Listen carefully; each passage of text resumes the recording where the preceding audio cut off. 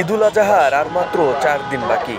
পরিবারের সাথে ঈদের আনন্দ ভাগাভাগি করতে রাজধানী ছাড়ছেন নগরবাসী। সকাল থেকেই বাস টার্মিনালগুলোতে যাত্রীদের উপচে পড়া ভিড়, ঘরমুখো মানুষের চাপ বাড়ছে সড়কে। রাজধানী থেকে বের হওয়ার গুরুত্বপূর্ণ পথ গাবতলী বাসস্ট্যান্ড থেকে উত্তর, দক্ষিণ এবং পশ্চিম অঞ্চলের যাত্রীরা ঘরে ফিরছেন। সকাল থেকেই বাসস্ট্যান্ড থেকে ছেড়েছে প্রায় 2 শতাধিক গাড়ি, ছাড়বে ঈদের আগের রাত পর্যন্ত।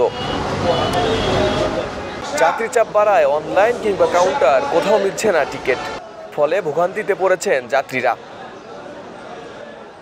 আমি যাব হচ্ছে মাগুরাতে। টিকিট কি পেয়েছেন? না, টিকিট এখনো পাইনি।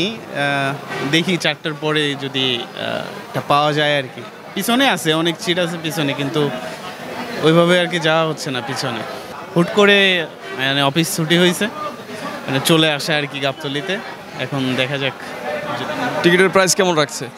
টিকিট প্রাইস শুনলাম 750 আর কি, 750 করে। এখন কত বেশি রাখছে আর কি? বেশি বলতে আপনার এনি টাইম হচ্ছে 580 করে যাওয়া হয়, এখন 750 রাখছে আর কি। এদিকে প্রতি ঈদের আগেই পরিবহনের ভাড়া বেড়ে যাওয়া যেন নিয়মিত বিষয়, এবারও তার ব্যতিক্রম হয়নি। যাত্রীদের অভিযোগ, এবারও স্বাভাবিক ভাড়ার চেয়ে বাড়তি ভাড়া গুনতে হচ্ছে তাদের। এমনকি ঈদের পরের টিকিটেরও বাড়তি দাম বেঁধে দিচ্ছে কাউন্টারগুলো।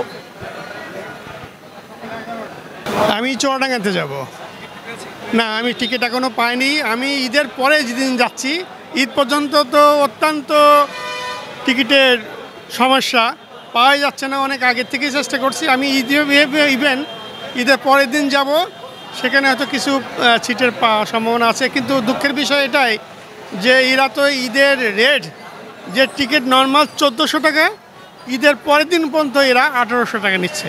এটা অত্যন্ত দুঃখজনক আমাদের জন্য। ঈদের পরের দিনেও কেন এই রেটটা নেবে? ঈদের দিন পর্যন্ত নিতে পারে, কিন্তু আমি ঈদের পরের দিন চাইলাম, তারা বলছে ওই আগের রেটে দিতে হবে। তো এটা আসলে আমাদের পথযাত্রীর জন্য এটা খুবই একটা খারাপ বিষয়। এই জন্য আমি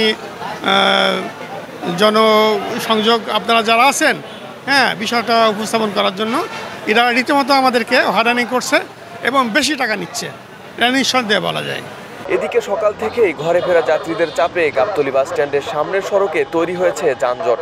ব্যবস্থাপনায় সড়কের যানজট নিরসনে কাজ করে যাচ্ছে ট্রাফিক পুলিশ। আরিফ হাসান, ঢাকা প্রকাশ।